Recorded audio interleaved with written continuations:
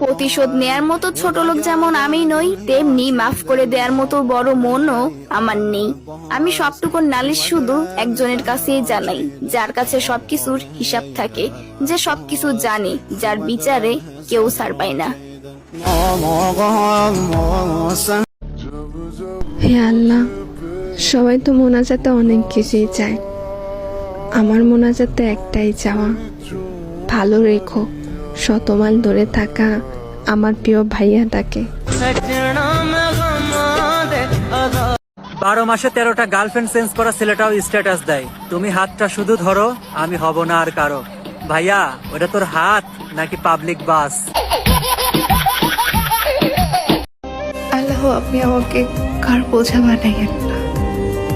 কেউ যদি আমার জীবন থেকে সরে যেতে চায়, তাহলে আপনি আমাকে তার জীবন থেকে সরিয়ে দিয়েন।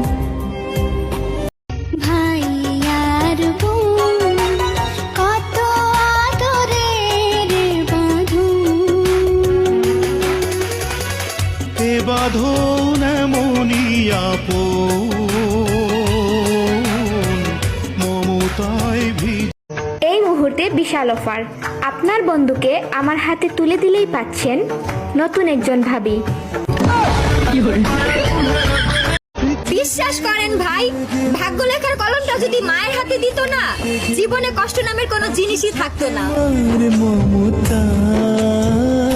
তো মানুষ অবহেলা করতো না।